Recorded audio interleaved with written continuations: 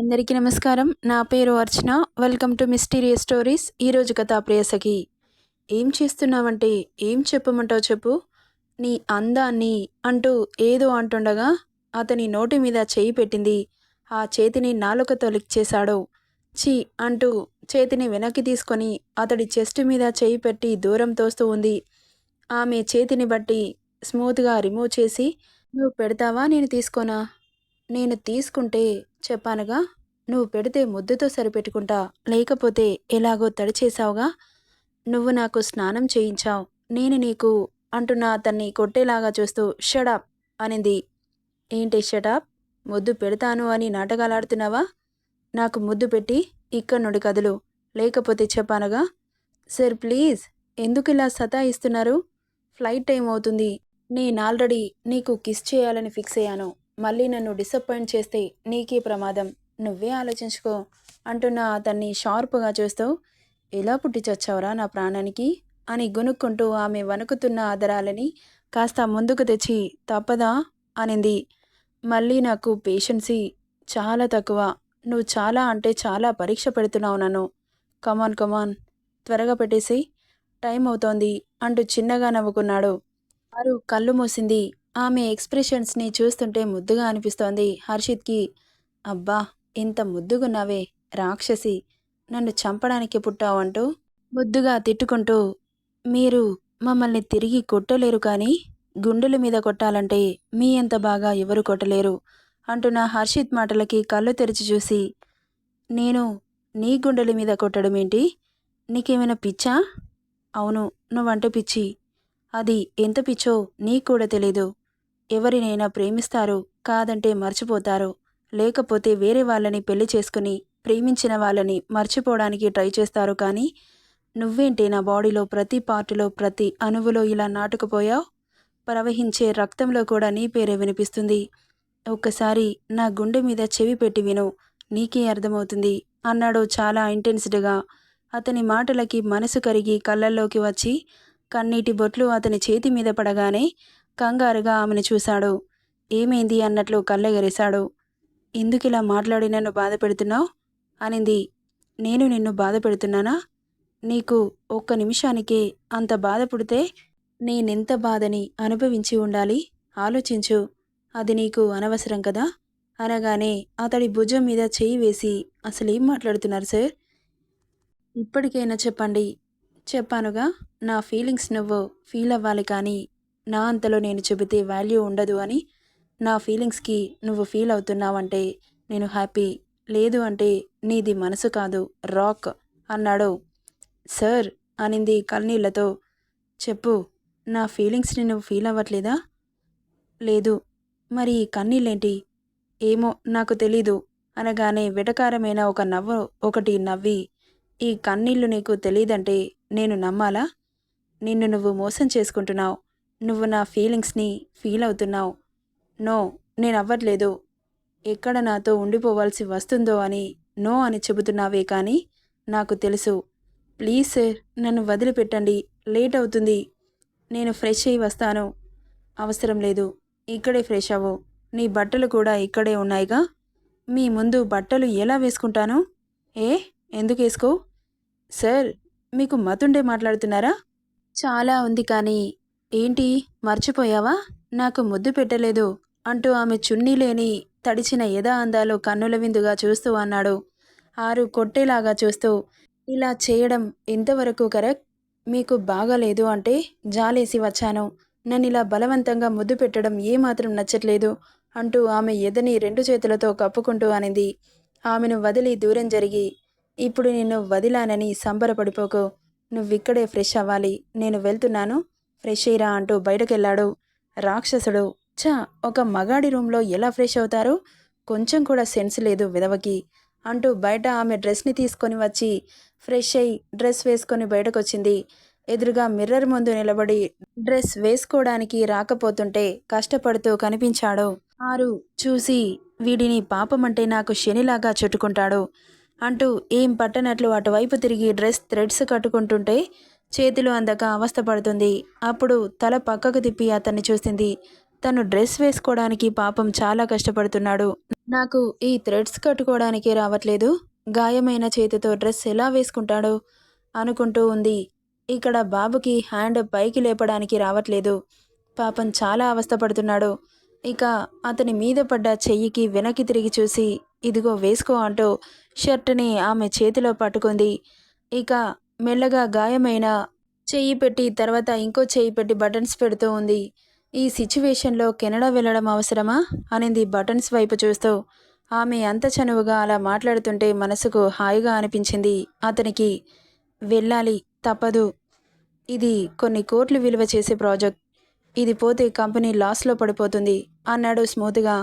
అతనంత స్మూత్‌గా మాట్లాడుతుంటే విచిత్రంగా అనిపిస్తోంది ఆమెకి. అంత దగ్గరగా ఉన్న ఆమెని చూస్తూ ఉండిపోయాడు. మేనిఛాయ నగుమోముపై బేబీ హెయిర్ అల్లరి చేస్తుంటే, ఆమె కాటుక లేని చేప కళ్ళు ఆమె హెయిర్ కళ్ళ మీద అల్లరి చేస్తుంటే టపటపా కొడుతూ ఉంటే ముద్దుగా అనిపించింది అతనికి. Sharp nose, baby pink lips without లిప్స్టిక్లో ఊరిస్తుంటే ఎందుకోవాలని అనిపిస్తున్నా అలా చేస్తే వదిలి వెళ్ళిపోతుందో అని భయం వేసి కష్టంగా ఆపుకుంటూ తల విదిల్చుకున్నాడు. అంతలో మేడ మార్నింగ్ బ్రేక్ఫాస్ట్ ఇవ్వడానికి వచ్చింది. అదేంటి, అప్పుడే బ్రేక్ఫాస్ట్ కూడా ప్రిపేర్ చేశారా అనింది. అవును మేడం, సార్ ముందే చెప్పారు అని చెప్పి వెళ్ళిపోయింది. ఇక సార్కి ఆకులు అలుమలతో ఉన్న బ్రేక్ఫాస్ట్ అతనికిచ్చి ఆమె బ్రెడ్ బటర్ జామ్ దోశ ఇంకా 2-3 టైప్స్ ఆఫ్ బ్రేక్ఫాస్ట్ ఇచ్చి వెళ్ళిపోవడంతో, ఇవన్నీ ఎవరికి అనింది. నీకే.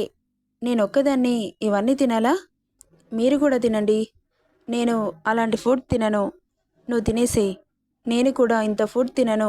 నాకు దోశ ఒకటి చాలు. ఈ బ్రెడ్ శాండ్విచ్ తిను, చాలా బాగుంటుంది అంటూ అది తీసి ఆమె నోటి దగ్గర పెట్టాడు. ఏంటి కొత్తగా ప్రవర్తిస్తున్నారు? ఇలా ప్రేమగా చూసుకుంటే అతనికి పడిపోతానని అనుకుంటున్నారేమో. అంత లేదు. నో థ్యాంక్స్, నేను తింటాను అంటూ అతని చేతి నుండి తీసుకోబోతే షార్పుగా ఓ చూపు చూశాడు. ఇక టక్కున నోరు తెరిచింది. ఇది తిన్నాక దోశ కూడా తింటా అన్నావుగా, తిను అంటూ బాబుకి సూప్ ఓట్స్తో చేసిన ఫుడ్ తింటున్నాడు. వాటిని చూసి ఇలాంటివి ఎలా తింటారు? వాటిని చూస్తుంటేనే కడుపులో తిప్పేస్తోంది అనింది. ఒకసారి టేస్ట్ చూడు, చాలా బాగుంటుంది అంటూ తన స్పూన్ని తీసి పాప నోట్లో పెట్టాడు. బాగుంది అనింది. ఇదిగో ఈ ఓట్స్ కూడా చాలా బాగుంటాయి, ఒకసారి తిను అంటూ ఓట్స్ ఉప్మాని తీసి ఆమె నోటికి అందించాడు. పర్వాలేదు, బానే ఉంది, కానీ ఎంతైనా తినడం కష్టమే అంటూ దోశని ఇష్టంగా వేళ్లతో సహా లిక్ చేస్తూ తినేసింది. ఆమె అలా తింటుంటే అపురూపంగా చూస్తున్నాడు. తినేసి, అబ్బా టమ్మీ ఫుల్గా తిన్నాను, ఇక చాలు. అదేంటి అంత తక్కువ తిన్నావు? ఇంకా తిను, చాలా సన్నగా ఉన్నావు, నీ నడుము కనీసం పిడికడు కూడా లేదు అనగానే గుర్రుగా చూస్తూ ఉంది.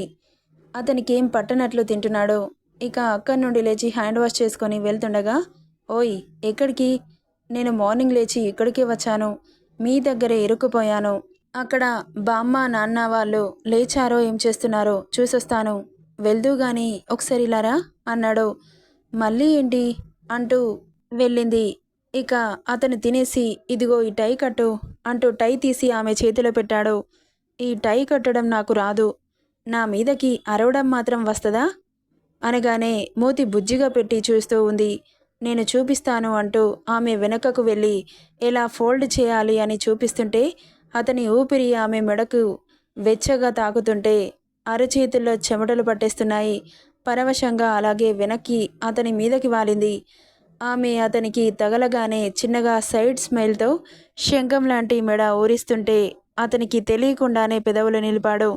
అతని స్పర్శకి ఆమెకు ఒళ్ళు జివ్వుమని టైని గట్టిగా పట్టుకుంది.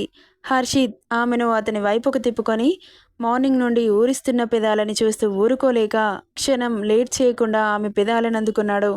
అతని ట్రాన్స్లో ఉన్న పాప తన మెడ చుట్టూ చేతులు వేసి అతని జుట్టు లోపలికి వేళ్లు జొప్పించి నిమురుతూ ఉంది. ఆమె నుండి అలాంటి రియాక్షన్ ఎక్స్పెక్ట్ చేయని అతను దిల్కుష్ అవుతుంటే మొద్దుని హార్డ్గా కాకుండా స్మూత్గా ఆమెలోని అదర మధుర మకరందాన్ని జుర్రుకుంటూ అతని చేతులు ఆమె నడుం మడతలని సవరిస్తూ మెల్లగా అలాగే చేతులని కిందకి తెచ్చి ఆమె థైస్ని చిన్నగా ప్రెస్ చేయగానే ఇద్దరి శరీరం ఒక్కసారిగా కంపించింది.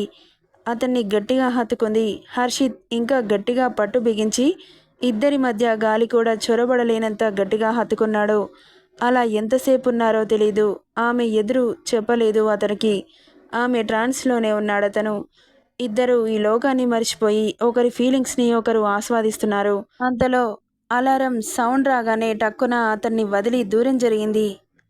కాసేపైనా కల్లోనైనా నీ ఊహలే నీ క్షణాలు ఉన్నాయా, ఒంటరితనాలు ఉన్నాయా, ఏం చేస్తున్నా ఎటు చూస్తున్నా నీ రూపుతోనే ప్రతిదీ చూస్తున్నా, నిన్నే ప్రపంచమంటున్నా, పరులకు ఎన్నడూ తెలియని చల్లని చెలిమితో ఈ నా అనురాగం, నీ గుండెనే మీటని విరహపు వేడికి కనబడక విడువని జోడిగా ముడిపడగా అల్లే ఈ బంధం కలకాలముండిపోని.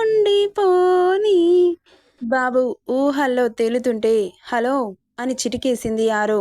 అప్పుడు ఈ లోకంలోకి వచ్చి ఏయ్ నువ్వేంటిక్కడున్నావు అన్నాడు షాకింగ్గా చూస్తూ.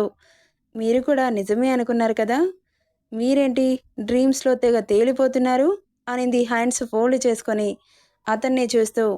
ఫేస్ కందగడ్డలా పెట్టుకొని ఏం లేదులే పద అన్నాడు. వెయిట్ ఇప్పుడే వస్తాను అంటూ. బామ్మ నాన్న లేచారా? లేచాను తల్లి, ఏమైనా తినండి, నేను వెళ్ళొస్తాను. సరేనమ్మా, జాగ్రత్త. జాగ్రత్త నాన్న. ఇంత సెక్యూరిటీ ఉన్న తర్వాత మాకేమవుతుంది తల్లి, మీరు జాగ్రత్తగా వెళ్ళరండి. సరేనాన్నా అంటూ అక్క నుండి బయటకు వచ్చి ఇక పద లేట్ అవుతుంది అంటూ వాచ్ చేస్తూ అన్నాడు. ఇంకా ఒక్క నిమిషం ఆగండి అంటూ దేవుడి గదికెళ్ళి నమస్కారం చేసుకొని అక్కడి నుండి బయలుదేరారు. జాగ్రత్త, మేము వచ్చేసరికి 3-4 డేస్ పట్టొచ్చు. సరే బావా, మీరు జాగ్రత్తగా వెళ్ళిరండి. ఓకే బాయ్, టేక్ కేర్ అని చెప్పి అక్కడి నుండి ఎయిర్పోర్ట్కి బయలుదేరారు. ఇక ఎయిర్పోర్ట్ రాగానే కార్ పార్క్ చేసి చెక్ ఇన్ అయ్యి ఫ్లైట్లో కూర్చున్నారు. ఫస్ట్ టైం పాప ఫ్లైట్ని చూస్తూ ఆమె కళ్ళని ఆమె నమ్మలేకుండా తిరిగి తిరిగి చూస్తూ ఉంది. నా జీవితంలో కనీసం దగ్గర నుండైనా చూస్తానా అనుకున్నాను. ఇప్పుడు ఏకంగా మీ దయ వల్ల ఎక్కేశాను కూడా. అవును, ఫ్లైట్లో మనిద్దరమే ఉన్నామేంటి సార్? మనిద్దరికీ తప్ప ఇందులో ఎవరికీ అలో లేదు. వై? ఈ ఫ్లైట్ నాది అనగానే కళ్ళు నోరు తెరుచుకొని మరీ చూస్తూ ఉంది. అదేంటి ఈ ఫ్లైట్ మీదా? ఫ్లైట్ను కూడా కొంటారా? ఏ నేను కొన్నానుగా. బాబోయ్, మీరు చాలా రిచ్చు అనింది పాప చుట్టూ తిరిగి తిరిగి చూస్తూ. ఆ మాటకి చిన్నగా నవ్వుకున్నాడు హర్షిత్. అమ్మో, నాకు భయమేస్తోంది సార్, దేనికైనా గుద్ది మనం చచ్చిపోతే అనింది. ఆ మాటకి వియర్డ్‌గా చూసి నీ నోటి నుండి ఒక్క మంచి మాట కూడా రాదా? అదేంటి అలా అంటారు? మరి ఫ్లైట్ ఎందుకు కూలిపోతుందే? ఏమో, నేను టీవీలో చూశాను, ఫ్లైట్స్ పెద్ద పెద్ద పర్వతాలకి గుద్దుకొని కింద పడిపోవడం. అందుకే నాకు ఫ్లైట్స్ అంటే భయం సార్. ఆల్ ది బెస్ట్ అన్నాడు. అదేంటి అలా అంటారు? నేను పోతే నువ్వు కూడా పోతావుగా, అందుకే చెబుతున్నా, ఇద్దరం కలిసిపోతాం కదా, అక్కడ కూడా నువ్వు నాకు తోడుగా ఉంటావు అన్నాడు ఐ వింక్ చేస్తూ. చిచి, నేనేంటి ఇలా మాట్లాడుతున్నాను? సరే కానీ నాకు భయమేస్తుంది సార్. బాబోయ్, మనమేంటి ఇలా తేలుతున్నాం? ఫ్లైట్ రన్వే అవుతోంది, నాకు కళ్ళు తిరుగుతున్నాయి, కడుపులో లోపుతోంది. అయితే ఇదుంచు అంటూ ఆరెంజ్ తీసి చేతిలో పెట్టాడు. ఇప్పుడు ఇదెందుకు? తినడానికా అనగానే చిన్నగా నవ్వి కాదు, స్మెల్ చూడు, వామిట్ సెన్స్ తగ్గుతుంది. ఇక తను చెప్పిన విధంగా చేస్తూ గట్టిగా కళ్ళు మూసుకుంది. ఎందుకు కళ్ళు మూసుకున్నావు? ఓపెన్ యువర్ ఐస్ అంటూ విండో నుండి చూపించాడు. ఫ్లైట్ కాస్త పైకి ఎగరడం వల్ల కింద చిన్నగా చీమల్లాగా కనిపిస్తున్న ఈ సిటీ వ్యూ అంతా. అదేంటి వాళ్ళు చీమలుగా కనిపిస్తున్నారు? నాకు కళ్ళు సరిగ్గా కనబడడం లేదా, లేక వాళ్ళు అంతే ఉన్నారా? తింగరబుచ్చి అని ఒకటి నెత్తి మీద మొట్టి ఫ్లైట్ పైకి ఫ్లై అవుతుంటే కిందున్న వాళ్ళు చిన్నగా కనిపించగా కింద చూసినట్లే ఉంటారా ఏంటి? కొంచెమైనా బ్రెయిన్ వాడరాదు? వాడరాదు. ఏమో, నా బ్రెయిన్ ఒక్కోసారి పనిచేయడం ఆగిపోతుంది. ఇదిగో ఇలాంటి టైంలో. ఇలాంటి టైం అంటే బాగా టెన్షన్ పడినప్పుడు, అప్పుడప్పుడు బ్రెయిన్ పనిచేయదన్నమాట. సర్లే, నా బ్రెయిన్ ఉందిగా, వాడుకో అనగానే మూతి తిప్పుతుంది. మనం వెళ్ళడానికి ఎన్ని రోజులవుతుంది?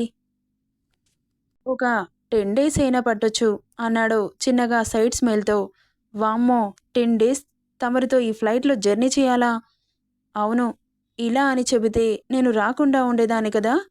పోవడానికి 10 డేస్, రావడానికి 10 డేస్. అక్కడ ఎన్ని రోజులుంటాం? అక్కడ కూడా ఒక 10 డేస్ ఉంటాం. వామ్మో! 1 మంత్ అవుతుందా మనం ఇంటికి వెళ్ళే వరకు? అవును. ఇది మీటింగ్‌కి వెళ్తున్నట్టు లేదు. హనీమూన్ ట్రిప్ వెళ్తున్నట్లుంది. అబ్బా! ఎంత కరెక్ట్‌గా చెప్పావు. నీకు తెలీదా మనం హనీమూన్‌కే వెళ్ళేది అంటూ ఆమె దగ్గరగా వచ్చి కళ్ళెగరేశాడు. గుడ్లు పెద్దవి చేసి షాకింగ్‌గా చూస్తూ ఉంది. ఏంటి మీరనేది? నా ఇష్టంతో పని లేకుండా నన్ను ముట్టుకోనన్నారు. నన్ను ముట్టుకోవద్దు అనింది భయం భయంగా. అయినా మీరు ముట్టుకోను అన్నారంటే ముట్టుకోర్లే. నాకు మీ మీద నమ్మకం ఉంది అనింది ఇన్నోసెంట్‌గా. అది ఇండియాలో, ఇది కెనడా. అక్కడ నా ఇష్టం వచ్చింది చేస్తాను అన్నాడు సైడ్ లుక్‌తో. సార్ మీరు మాట మీదుండాలి. అలా మాట మార్చకూడదు. పాపం సార్. ఎవరికి పాపం? మీకే పాపం తగులుతుంది. నేను అలాంటివి నమ్మనుగా. సార్ ప్లీజ్ నన్నిలా ఏడిపించకండి అంటూ ఏడుపు మొహం పెట్టగానే, అబ్బా! కాస్త ఆ డ్యామ్ ఆఫ్ చెయ్యి. ప్రశాంతంగా ఉండు. మీరు అలా మాట్లాడితే ప్రశాంతంగా ఎలా ఉంటాను? Shut up. Close your mouth అంటూ బ్యాగ్ ఓపెన్ చేసి ల్యాపీలో తలదూర్చాడు. ఇక అతని కోపానికి జడిసి మౌత్ మ్యూట్ చేసుకొని విండోలో చూస్తూ అలాగే కళ్ళు మూసింది. ఇక నిద్రలోకి జారుకుంది. కాసేపటికి ఆమె తల బాబు షోల్డర్ మీద పడడంతో అప్పుడు చూశాడు. కోపంతో ముడిపడిన కనుబొమ్మలు, ముద్దుగా ఉన్న మూతి, భుజానికి నొక్కుకుంటున్న బుగ్గ, పడుకోవడం వల్ల బుజ్జిగా కనిపిస్తుంటే ఆమె పెదవులని వేలితో మీటుతూ ముద్దు పెట్టుకున్నాడు.